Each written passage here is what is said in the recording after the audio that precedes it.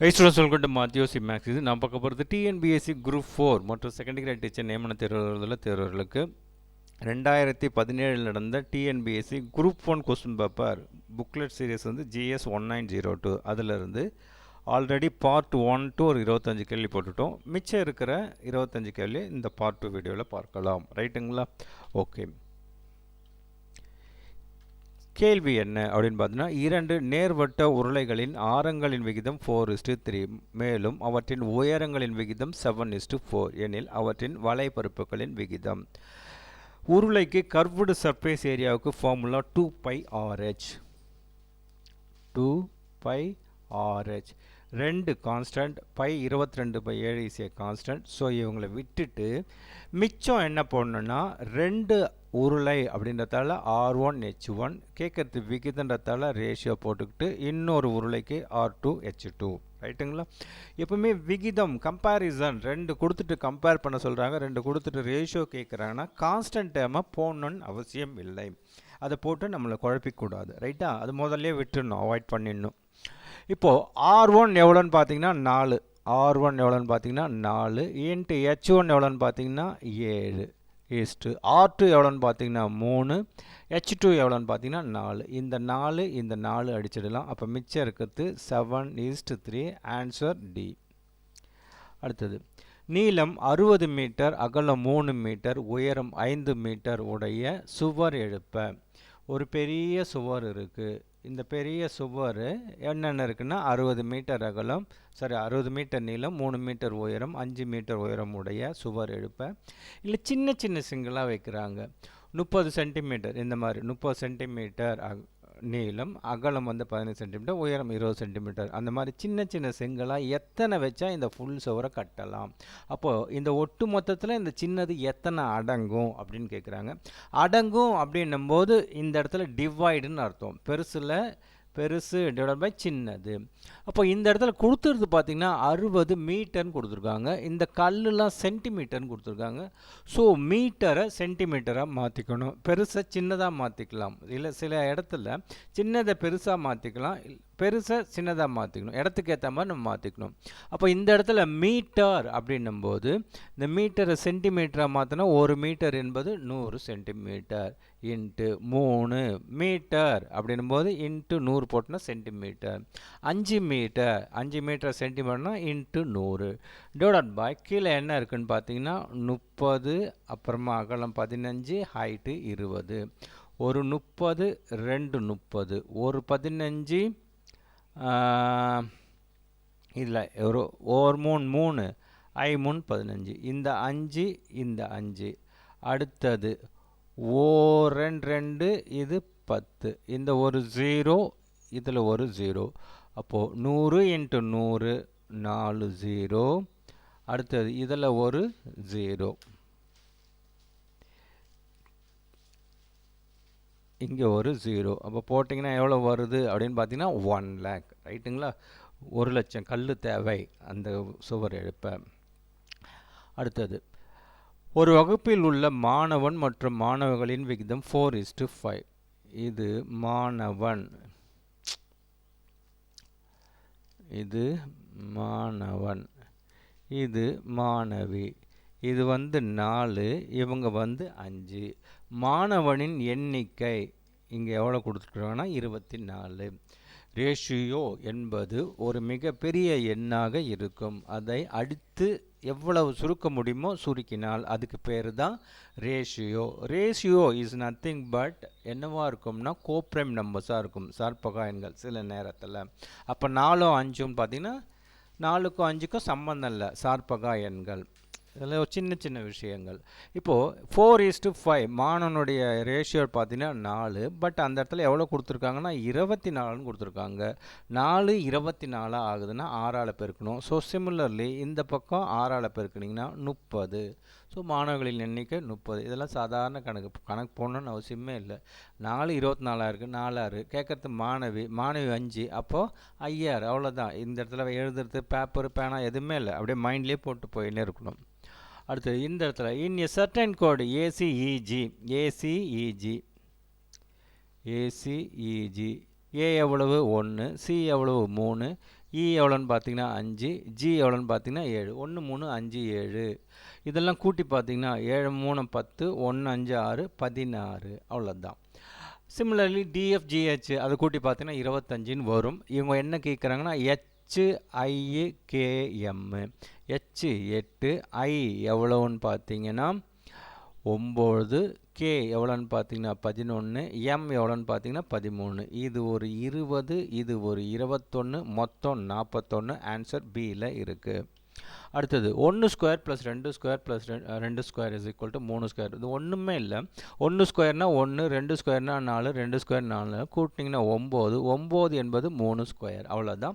மற்றதை நீங்கள் செக் பண்ணிங்கன்னா அதே தான் வரும். அப்போ சிமிலர்லி 6 ஸ்கொயர் எவ்வளோன்னு பார்த்தீங்கன்னா 36, 7 ஸ்கொயர் எவ்வளோன்னு பார்த்தீங்கன்னா 49, 42 ஸ்கொயர் 42 இன்ட்டு 42, 2 4, 4 2 8 8 16, மிச்சம் 1 4 அங்கே 964.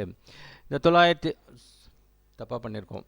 2 2 4, 4 2 8, 8 8 16, மிச்சம் 1 4 16, 16 1 17, 1764. இதெல்லாம் கூட்டினீங்கன்னா 6 4 10, ஒரு 9, மிச்சம் 1 14, ஒரு 8, ஒரு எண்ணு ஒரு 1, 1819. இவருக்கு ஸ்கொயர் ரூட் எடுத்திங்கன்னா 9ன்னு முடியுது. ஸோ 3 அல்லது 7. 18க்குள்ளார மேக்ஸிமம் ஸ்கொயரு 4. 4க்கு அடுத்த நம்பர் 5. 4 5 20. 20க்கு இந்த இடத்துல 18 குறையுது. அப்போ சின்ன நம்பர் தூக்கின்னு வந்து பக்கத்தில் போட்டுக்க. 43 ஸ்கொயர். ரைட்டுங்களா?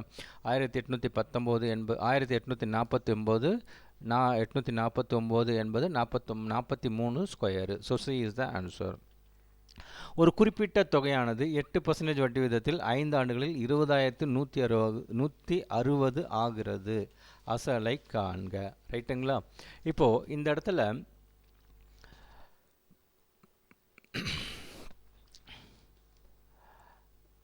2 2 1 3 3 6 9. இது வந்து சிம்பிள் இன்ட்ரெஸ்ட் தான் கணக்கு. ரைட்டுங்களா?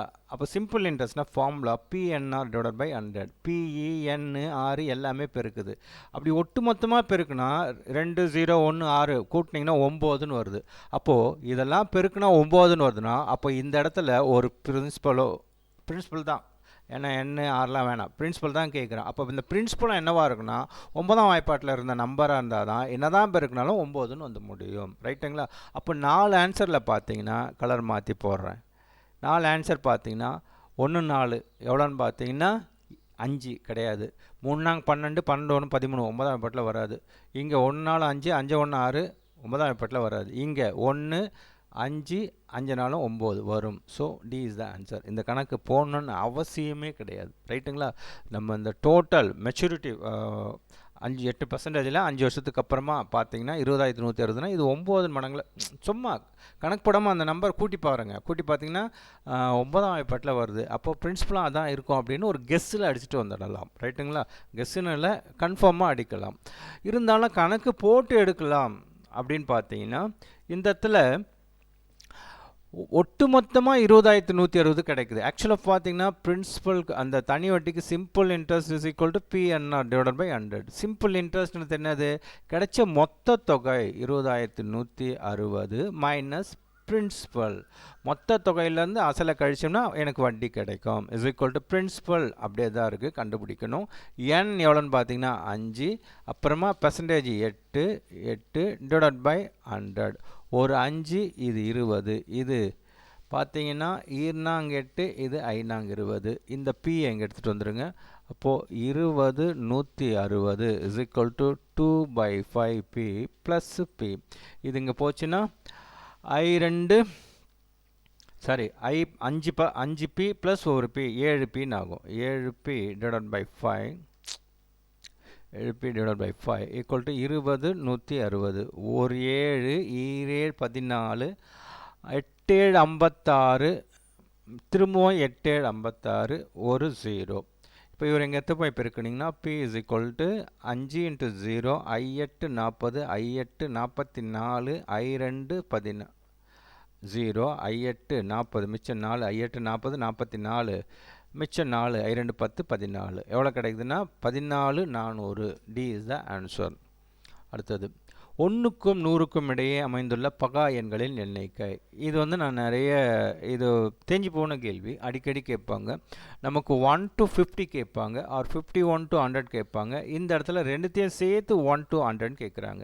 இதுக்கு மொத்தம் எவ்வளோ இருக்குன்னு பார்த்தீங்கன்னா 15, 51க்குள்ளார 100 எவ்வளோ இருக்குன்னு பார்த்தீங்கன்னா 10 பகா எண்கள் இருக்கும். இப்போ 1 to 100 போது ரெண்டுத்தையும் கூட்டிங்கன்னா 25ன்னு இருக்கும். ரைட்டுங்களா? பகா எண்கள்லாம் நிறைய தெரியும். ஒன்னாலையும் தன்னாலையும் வகுப்படக்கூடிய எண்கள், அதாவது 2, ஒரு 3, ஒரு 5, 7, அப்புறமா அப்படியே போயிட்டே இருக்கும். 7, 9, 10, 11, 13, 14, 15, 16, 17 அப்படின்னு போயிட்டே இருக்கும். இப்போ 100 வரைக்கும் அந்த மாதிரி பகா எண்கள் எழுதுனீங்கன்னா 25 வரும்.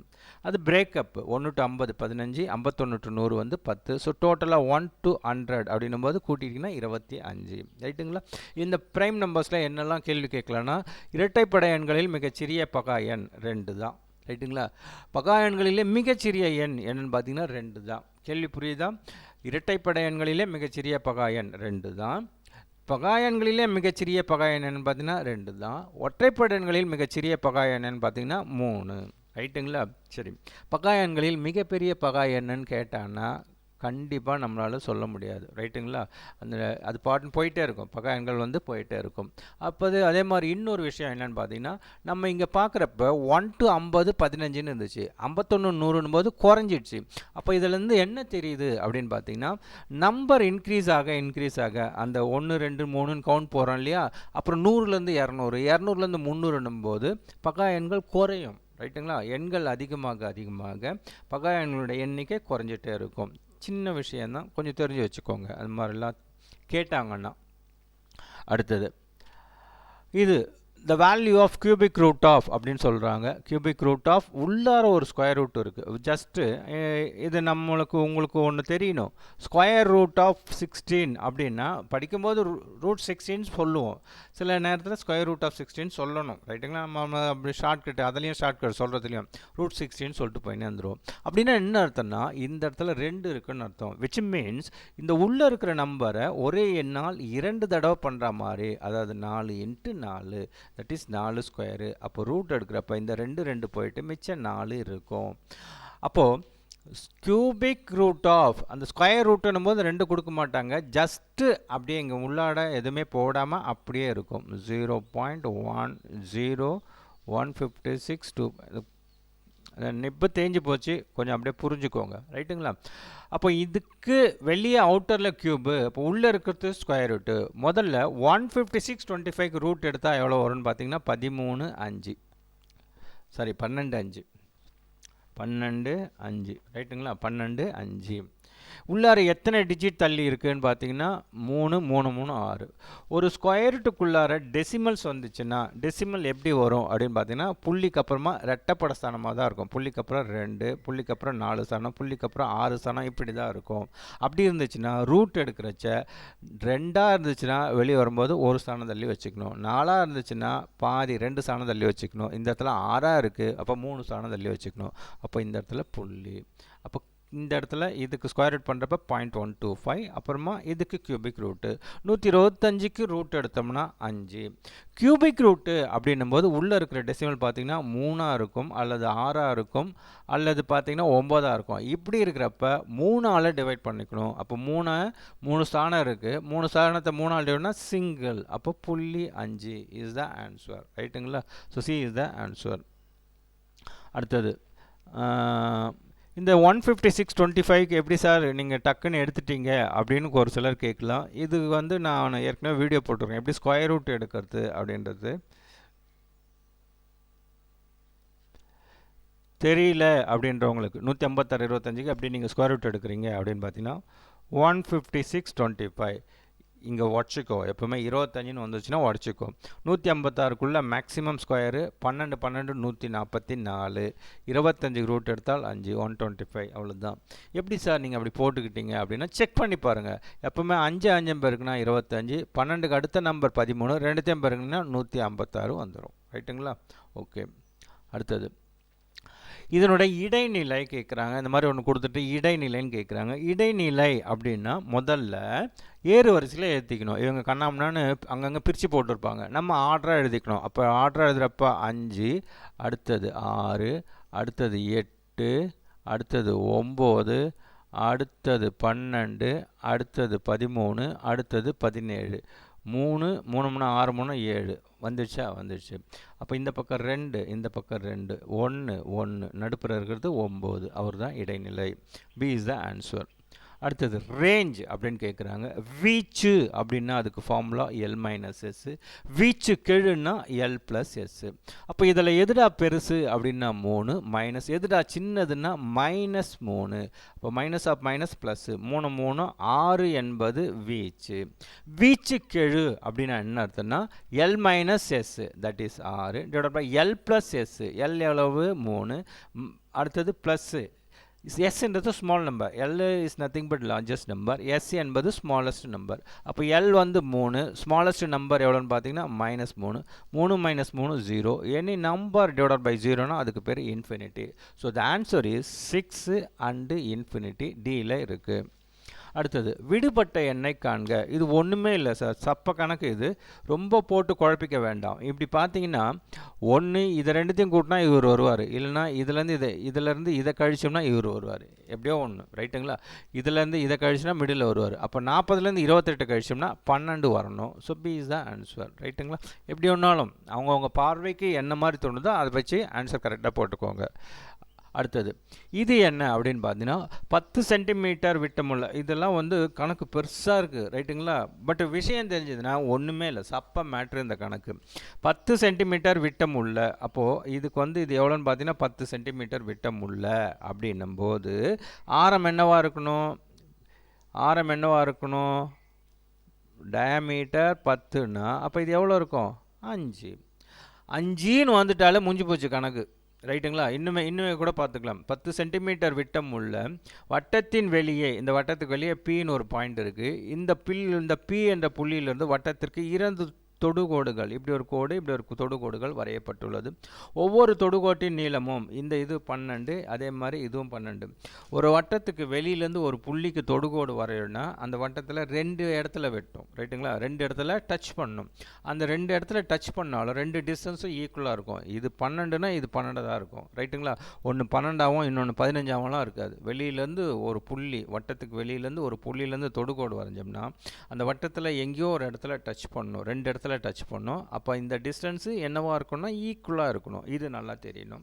அப்போ இந்த இடம் Pயிலேருந்து இந்த இடத்துல டச் பண்ணது 12னா இந்த இடத்துல இது பண்ணும்போதும் அதுவும் 12ஆக இருக்கும். ஏனில் வட்டத்தின் மையத்திற்கும், எது வட்டத்தின் மையம்? இதுக்கும் புள்ளி Pக்கும் இதுக்கும் உள்ள டிஸ்டன்ஸ் என்னன்னு கேட்குறாங்க. எப்பவுமே வட்டத்திற்கு வெளியிலிருந்து வரையப்படும் ஒரு புள்ளியிலேருந்து வரையப்படும் தொடுகோடு வட்டத்தின் ஏதோ ஒரு புள்ளியில் தொடும். அப்படி தொட்டுச்சுன்னா இந்த மாதிரி டயக்ராம் வரையணும். தொடர புள்ளியிலேருந்து சென்ட்ரலேருந்து இந்த புள்ளி, இந்த Pயிலேருந்து இந்த தொடுகோடு புள்ளி. இது பார்த்திங்கன்னா ஒரு செங்கோண முக்கோணத்தை அமைக்கும், ரைட்டுங்களா? ஒரு செங்கோண முக்கோணத்தை அமைக்கும். அப்போ நமக்கு என்னெல்லாம் தெரிஞ்சிருக்கு அப்படின்னு பார்த்தீங்கன்னா 1 5 தெரிஞ்சிருக்கு, இன்னொன்று 12 தெரிஞ்சிருக்கு. அப்படின்னா ஆட்டோமேட்டிக்காக இந்த 90 டிகிரிக்கு எதிர கர்ணம் எவ்வளோன்னு பார்த்தீங்கன்னா 13ன்னு சொல்லணும். எப்படி சொல்லணும் அப்படின்னு பார்த்தீங்கன்னா இந்த பித்தாகரஸ் ட்ரிப்ளெட்டும் உங்களுக்கு மனப்பாடமாக தெரியணும். ஒரு 8 நம்பரோ 9 நம்பரோ சொன்னேன் இல்லைங்களா? அது ஞாபகமாக இருந்துச்சுன்னா இது அழகாக அடிச்சுட்டு போயினே இருக்கலாம். So the answer is B, ரைட்டுங்களா? பித்தாகரஸ் ட்ரிப்ளெட்னு ஒரு நிறைய வீடியோஸ் போட்டிருக்கேன், அதில் போய் பாருங்கள். பித்தாகரஸ் நம்பர்ஸ்ன்னு இது எல்லாருக்கும் தெரியும். புதுசாக பார்க்குறவங்களுக்கு ஏற்கனவே பித்தாகரஸ் ட்ரிப்ளெட் அப்படின்னா என்ன அப்படின்றத ஒரு வீடியோ போட்டிருக்கேன், சர்ச் பண்ணுங்க. பித்தாகரஸ் எண்கள்னால் என்னென்ன, அது எப்படி சொல்கிறதுன்னு தெரில. மாத்தியோசி மேக்ஸிசின்னு போட்டு பித்தாகரஸ் நம்பர்ஸ் போட்டிங்கன்னா உங்களுக்கு அந்த வீடியோ வரும், ரைட்டுங்களா? அப்போது 5 12 அப்படின்னும் போது இது ஒரு இந்த ட்ரிப்ளெட்டுன்றது இந்த கான்செப்ட் தெரியணும். ஒரு வட்டத்திலேருந்து வெளியிலேருந்து ஒரு தொடுகோடு வரையணும்னா இது தொடும் புள்ளி, வட்ட மையம், அந்த மையத்திலேருந்து வெளியே இருக்கிற புள்ளியை ஜாயின் பண்ணோம்னா இது ஒரு செங்கோண முக்கோணத்தை அமைக்கும்னு தெரிஞ்சிருந்தால் தான் அப்போ இது ஒரு பித்தாகரஸ் ட்ரிப்ளெட்டை கண்டிப்பாக ஃபார்ம் பண்ணும். அப்போ 5 12 அவன் கொடுத்துட்டானா அப்போ கர்ணம் அப்படின்றது 13. இதை ஞாபகம் வச்சுக்கிறதுக்கு இது ரெண்டுத்தையும் கூட்டிங்கன்னா 25, 25 ரூட் எடுத்தால் 5 வருவார், ரைட்டுங்களா? ஓகே. அடுத்தது இதுதான் நான் நிறைய சொல்லியிருப்பேன். அந்த 8 நம்பரோ 10 நம்பரோ இருக்கும். அந்த 10 நம்பருக்கும் எப்படி கண்டுபிடிக்கிறது இப்படி வந்துச்சுன்னா இதெல்லாம் பித்தாகரஸ் ட்ரிப்ளெட். செங்கோணம் முக்கோணம்னால கண்டிப்பாக அப்படி தான் இருக்கும். 2 தெரிஞ்சிச்சுன்னா ஆட்டோமேட்டிக்காக இன்னொன்று நீங்கள் சொல்ல தெரியணும். சொல்ல தெரியல அப்படின்னும் போது இப்போ இந்த ரூல் தெரியணும். ரைட்டுங்களா? இப்போ நான் சொன்னது பார்த்தீங்களா 5 12. அப்போ இது என்னவா இருக்கும்னா 5 ஸ்கொயர் பண்ணோம்னா 25. இங்கே 12 தான் இருக்குது. 25ல் 12 கழிச்சுன்னா மிச்சம் 13. அவரு இங்கே வருவார். அவ்வளோதான். ரைட்டா? ஓகே. அடுத்தது ராஜு என்பவர் தெற்கு நோக்கி நடக்க தொடங்குறார். இங்கே ஆரம்பிக்கிறார்னு வச்சுக்கோங்களேன். இங்கேருந்து நடக்கிறார் ஒருத்தர். இந்த இடத்துல இருந்து ஒருத்தர் நடக்க ஆரம்பிக்கிறாரு அப்படின்னா 20 கிலோமீட்டர் தூரம் தெற்கு நோக்கி இங்கேருந்து இங்கே வராரு. ஒரு 20 கிலோமீட்டர் நடந்து வராரு. திரும்பவும் வடக்கு நோக்கி இங்கேருந்து வடக்கு நோக்கி ஒரு 8 கிலோமீட்டர் போகிறாரு. ரைட்டுங்களா? வடக்கு நோக்கி 8 கிலோமீட்டர் தூரம் நடக்கிறார். மறுபடியும் கிழக்கு நோக்கி, கிழக்குன்னா இது நம்மளுக்கு தெரியணும். இதுதான் நார்த்து. இந்த மேலே போட்டது தான் நார்த்து. இவர் சவுத்து, இவர் ஈஸ்ட்டு, இவர் வெஸ்ட்டு. ஒரு ப்ளஸ் குறின்னு போட்டாங்கனாலே மேலே இருக்கிறது நார்த்துன்னு அர்த்தம். அப்போ கீழே சவுத்து, இவர் ஈஸ்ட்டு, இவர் வெஸ்ட்டு. அப்போது இங்கேருந்து 20 கிலோமீட்டர் வரார். திரும்பவும் 8 கிலோமீட்டர் போகிறாரு. அப்போ 8 கிலோமீட்டர் போயிட்டு திரும்பவும் கிழக்கு நோக்கி இங்கே என்ன பண்ணுறாருன்னா 5 போகிறாரு. ரைட்டுங்களா? 5 கிலோமீட்டர் போகிறாரு.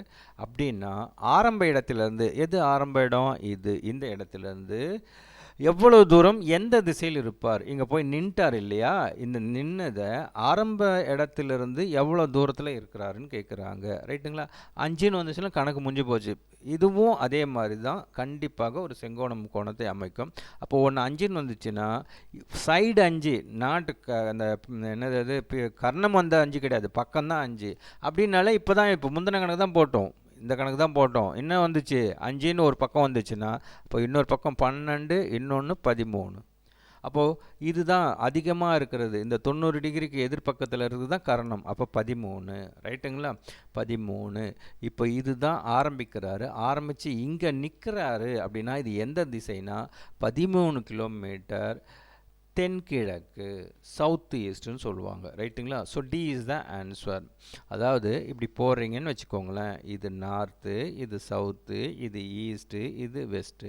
இதை வந்து நார்த் ஈஸ்ட்டுன்னு சொல்லுவாங்க, வடகிழக்கு. இது வந்து நார்த் வெஸ்ட்டுன்னு சொல்லுவாங்க, வடமேற்கு. இந்த இடத்துலலாம் வார்த்தை என்னன்னு சொல்லுவாங்கன்னா தென்கிழக்கு. இந்த இடத்துலலாம் என்னன்னு சொல்லலாம்? தென்மேற்கு பருவக்காற்று. ரைட்டுங்களா? வடகிழக்கு பருவக்காற்று, தென்மேற்கு பருவக்காற்றுலாம் சொல்கிறாங்களே அந்த கதை இது. ரைட்டா? ஓகே. இப்போ நீங்கள் எப்படி சார், நீங்கள் இங்கே 5 தான் வந்துச்சு, இங்கே 13 வந்துச்சு, அப்போ இது கண்டிப்பாக 12 இருக்கணும். செக் பண்ணிடலாமா? இது ஒட்டு மொத்தமாக 20. 20ல் திரும்ப ரிவர்ஸில் 8 போகிறாரு. அப்போ 20ல் 8 போச்சுன்னா இது 12ன்னு வந்துடும். அவ்வளோதான். ரைட்டுங்களா? இதெல்லாம் வந்து ஒரு பெரிய விஷயமே கிடையாது. இந்த இடத்துக்கு கான்செப்ட் ஒரு டயக்ராம் போடுறாங்க, ஒரு கணக்கு கேட்குறாங்க அப்படின்னா அதனுடைய விஷயம் என்ன, அது என்ன ஃபார்ம் பண்ணுது? ரைட் ஆங்கிளை ஃபார்ம் பண்ணுது. ரைட்டுங்களா? ரைட் ஆங்கிள் ட்ரையாங்கிளை ஃபார்ம் பண்ணுது. ஒரு செங்கோண முக்கோணத்தை உருவாக்குதுன்னு டக்குன்னு யார் ஞாபகம் வந்துடணும்? நம்மளுக்கு பித்தாகரஸ் தாத்தா ஞாபகம் வந்துடணும். வந்துச்சுன்னா அந்த பித்தாகரஸ் ட்ரிப்ளெட்லாம் ஞாபகம் வந்துச்சுன்னா ஒரு நம்பர் கொடுத்தா கூட டக்குன்னு தட்டி தூக்கிடணும். ரைட்டா? ஓகே. அடுத்தது 14 சென்டிமீட்டர், 12 சென்டிமீட்டர், 13 சென்டிமீட்டர், 24 சென்டிமீட்டர் ஆகியவற்றை முறையே பக்க அளவுகளாக கொண்ட 14 சதுரங்களின் மொத்த பரப்பு காண்க. அதாவது தனித்தனியாக இருக்குது. தனித்தனியாக இருக்கிறதுக்கு மொத்த பரப்பு சதுரம்னு சொல்கிறாங்க. அப்போ சதுரம்னா ஸ்கொயர் பண்ணணும்னு அர்த்தம். இது ஒரு டிஎன்பிஎஸ்சியில் தேஞ்சு போன கணக்கு, அடிக்கடி கேட்கப்படக்கூடிய கணக்கு. இது அப்படியே தான் இருக்கும், டெக்ஸ்ட் புக்கில் இருக்கும். 11லேருந்து தான் ஆரம்பிக்கும், 24 தான் முடியும். இதுக்கு ஆன்சர் எவ்வளோன்னு பார்த்தீங்கன்னா 4515. கணக்கு எப்படி போடணும்? இது வந்து ஸ்டாண்டர்ட் கொஸ்டின் சார். அதாவது இதில் கையை வைக்க மாட்டாங்க. டெக்ஸ்ட் புக்கில் இருக்கிற கணக்கு அப்படியே எடுத்து கொடுப்பாங்க. இதில் வந்து அவன் 11க்கு நீ 15லேருந்து ஆரம்பி அப்படிலாம் கிடையாது. டெக்ஸ்ட் புக்கில் இருக்குது, அப்படியே எடுத்து போட்டு போயின்னுருவாங்க. அப்போது இதுக்கு ஸ்டாண்டர்டாக ஆன்சர் எவ்வளோன்னு பார்த்தீங்கன்னா 4515. மனப்பாடம், மற்ற சப்ஜெக்ட் மாதிரி மனப்பாடம் பண்ணி வச்சுட்டிங்கன்னா எக்ஸாமில் இது நம்ம போடணுன்னு அவசியமே இல்லை. ரைட்டுங்களா? சரி, இப்போ கணக்காக எப்படி போடணும் அப்படின்னு பார்த்தீங்கன்னா சதுரம் அப்படின்றதால இது 11 ஸ்கொயர், இது என்னென்னு பார்த்தீங்கன்னா 12 ஸ்கொயர், அப்படி எவ்வளோன்னு பார்த்தீங்கன்னா 24 ஸ்கொயர். 1 ஸ்கொயர்லேருந்து ஆரம்பித்தா பரவாயில்ல. இது 11லேருந்து ஆரம்பிக்கிறதால ஃபஸ்ட்டு 1 ஸ்கொயர்லேருந்து கடைசியாக இருக்கிற 24 ஸ்கொயர் வரைக்கும் அதை கண்டுபிடிச்சிட்டு மைனஸ் 1 ஸ்கொயர்லேருந்து ஆரம்பித்து 11க்கு முன்னாடி 10 ஸ்கொயர். அப்போ இதுக்கு என்ன ஃபார்முலானா n into n + 1 into 2n + 1 divided by 6. ஃபார்முலாலாம் யூஸ் பண்ணக்கூடாது. என்ன பண்ணிக்கணும்னா ஃபஸ்ட்டு 24, 24க்கு அடுத்த நம்பர் 25, இது ரெண்டுத்தையும் கூட்டிங்கன்னா 49 டிவைடட் பை 6. அடுத்தது மைனஸ் 10 ஸ்கொயரில் முடியுது. அப்போ 10, 10 1 11, இது ரெண்டுத்தையும் கூட்டினா 21 டிவைடட் பை 6. இப்போ இது அடிக்கிறப்போ 1 6 6, இது 4 6, இதில் பார்த்தீங்கன்னா 7 3 21, இது 2 3 6, 1 2 இது 5. ரைட்டுங்களா? இதை 4 கால் 100, 100 ஒரு 49, 4900. இதில் பார்த்தீங்கன்னா 7 11 77, 7 11 77, 7 35 38, 385 கழிச்சிங்கன்னா 5, 9ல் 8 போச்சுன்னா 1, 8ல் 3 போச்சுன்னா 5, இங்கே 4, 4515. So B is the answer. அடுத்தது, a train traveled a distance at a uniform speed. தமிழில் போயிடலாமா? டைம் இல்லை.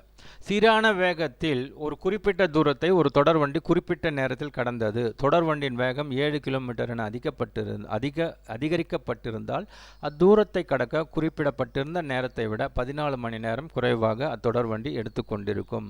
தொடர்வண்டியின் வேகம் மணிக்கு 3 கிலோமீட்டர் என குறைக்கப்பட்டிருந்தால் அதே தூரத்தை கடக்க குறிப்பிடப்பட்டிருந்த நேரத்தை விட 10 மணி நேரம் அதிகரித்திருக்கும். எனில் பயண தூரத்தை கண்டுபிடி. இதை என்னதான் பண்ணாலும் ஆன்சரை ஃபிக்ஸ் பண்ணி கண்டுபிடிக்க முடியாது. கணக்காக போடணும். கணக்காக போடுறது கொஞ்சம் லேட் ஆகும். இந்த இடத்துல என்ன அப்படின்னு பார்த்தீங்கன்னா, டிஸ்டன்ஸு ஒரு இடத்துக்கும் இன்னொரு இடத்துக்கும் டிஸ்டன்ஸ் வந்து சேம், ஒன்று தான். அதில் ஏற்கனவே ஒரு நார்மலாக ஒரு ஸ்பீடுன்னு ஃபிக்ஸ் பண்ணியிருப்பாங்க. அந்த ஸ்பீடு கூட ஒரு 7 கிலோமீட்டர் எக்ஸ்ட்ரா ஸ்பீடை இன்க்ரீஸ் பண்ணி 7 கிலோமீட்டர் இன்னும் கொஞ்சம் ஸ்பீடை ஃபாஸ்ட்டாக போகணும்னு நினச்சாங்கன்னா அந்த டிஸ்டன்ஸை அதுக்கு ஃபாஸ்ட்டாக இன்க்ரீஸ் பண்ண ஸ்பீடை இன்க்ரீஸ் பண்ணுறோன்னு வச்சுக்கோங்க, சொன்ன டைமோட கொஞ்சம் முன்னாடி போயிடும். அதுதான் எவ்வளோ சொல்கிறாங்க? 14 ஹவர்ஸ்னு சொல்கிறாங்க. இப்போ இதே ஸ்பீடை வந்து குறைக்கிறாங்க. ஏற்கனவே நான் ஒரு 100 கிலோமீட்டர் போயிடுறேன், ஸ்பீடை குறைச்சிக்கோ, ஒரு 3 குறைச்சிக்கோங்கன்னா ஸ்பீடை குறைக்கிறதால என்ன ஆகுன்னு பார்த்தீங்கன்னா, அப்போ டைமு வண்டி ஸ்லோவாக போகுதுன்னா டைம் இன்னும் கொஞ்சம் எடுத்துக்கும். அப்போ டைம் எக்ஸ்ட்ரா எவ்வளோ ஆகுதுன்னா 10 மணி நேரம். அப்படின்னா இந்த டிஸ்டன்ஸை கண்டுபிடி, இங்கேருந்து இங்கே இருக்கிற டிஸ்டன்ஸை கண்டுபிடி. இது கணக்காக போடணும் சார். கணக்காக போட்டுடலாமா? ஆன்சரை ஃபிக்ஸ் பண்ணி வச்சுலாம் போட முடியாது. ஏன்னா 2 கண்டுபிடிக்கிற மாதிரி இந்த கணக்கில் வரும். அதால் ஆன்சரை ஃபிக்ஸ் பண்ணி போடுறதுன்றது வேலைக்கு ஆகாது. ஓகே, ஃபார்முலா என்ன அப்படின்னு பார்த்தீங்கன்னா ST = D. ST = D. நான் இந்த இடத்துல என்ன பண்ணிக்கிறேன்னா, ஸ்பீடை நீங்கள் எஸ்ன்னே வச்சுக்கலாமா? எஸ்ன்னே வச்சுக்கலாம். இருக்கிற ஸ்பீடை ஃபஸ்ட்டு எவ்வளோ சொல்கிறாங்கன்னா 7 அதிகரித்தோம்னா டைமை டீன்னு வச்சுக்கலாம். எவ்வளோ குறையுதான்? 14 மணி நேரம் குறையுதான். அப்போ T - 4 = D. Dக்கு என்ன ஃபார்முலானா அந்த STயை அப்படியே வச்சுக்கணும். இப்போ இதை பெருக்கணும்னா S × T ST, அடுத்தது -14S, அப்புறமா ஒரு 7T, அடுத்தது -7 14 98 ST. இந்த ST கேன்சல் பண்ணிடலாம். அப்போ -14S ப்ளஸ் 7T -98 இந்த பக்கம் வந்துச்சுன்னா +98. இதில் -7 14 17 7, 98ல் 17 4. இப்போ ஃபஸ்ட்டு ஈக்குவேஷன் இது கிடைக்குது. ரெண்டாவது ஈக்குவேஷன், ரெண்டாவது என்ன சொல்கிறாங்க? அதே ST = Dயில் ஸ்பீடில் 3 கிலோமீட்டர் குறைக்கிறாங்க. அப்போ டைமு 10 மணி நேரம் எக்ஸ்ட்ரா ஆகுது. T 10 மணி நேரம் எக்ஸ்ட்ரா ஆகுது. Dக்கு என்ன ஃபார்முலானா S × T. இப்போ இதை பெருக்கணும்னா ST, அடுத்தது 10S, அப்புறமா -3T, அப்புறமா -30 = ST. இந்த ST அடிச்சிடலாம். அப்போ என்ன கிடைக்குது அப்படின்னு பார்த்தீங்கன்னா 10S -3T -30 இந்த பக்கம் வந்துச்சுன்னா +30. இது ரெண்டுத்தையும் வந்து சால்வ் பண்ணணும்.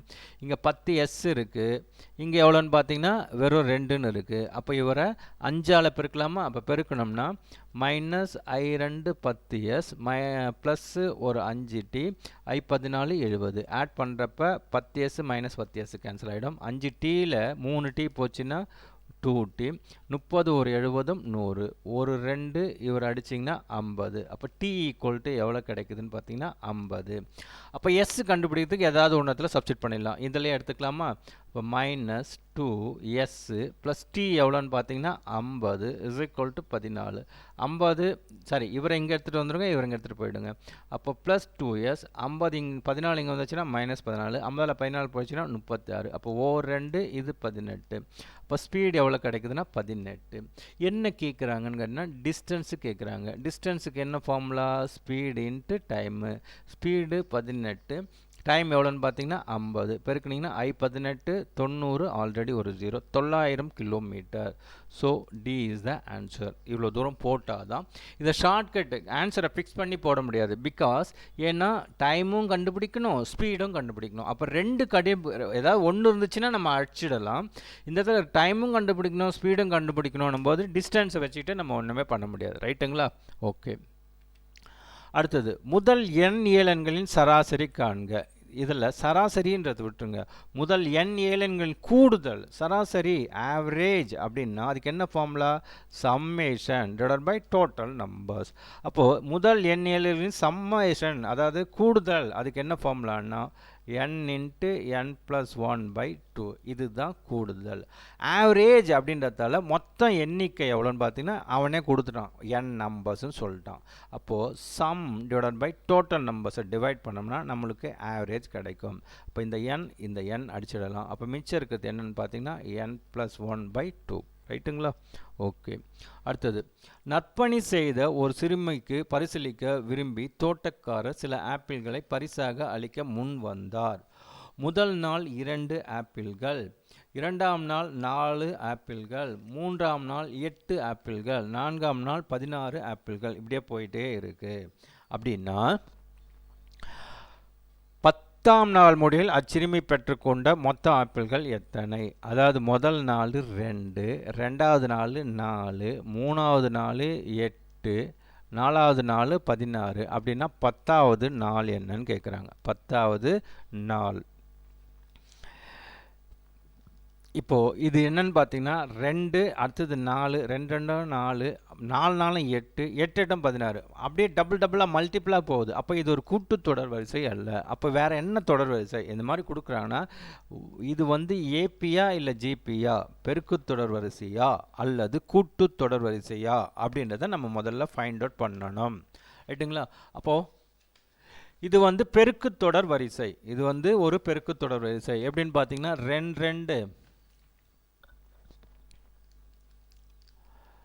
2 2 4, 4 2 8, 8 2 16. அப்போது பெருக்கிட்டே போகிறாங்க. அப்போது ஆர் என்பது 2, ஃபஸ்ட்டு இருக்கிறது ஏ என்பது 2. அப்போ இதுக்கு என்ன ஃபார்முலா? சம்மேஷனுக்கு ஃபார்முலா என்ன அப்படின்னு பார்த்தீங்கன்னா Sn is equal to a into r power n minus 1 divided by r minus 1. ரைட்டுங்களா? அப்போ a எவ்வளவுன்னு பார்த்தீங்கன்னா 2, r எவ்வளோன்னு பார்த்தீங்கன்னா 2, 2 அடுக்கு 10 மைனஸ் 1 divided by 2 மைனஸ் 1. இது 2 மைனஸ் 1 1. அப்போ தட் இஸ் ஈக்குவல் டு 2, 2 அடுக்கு 10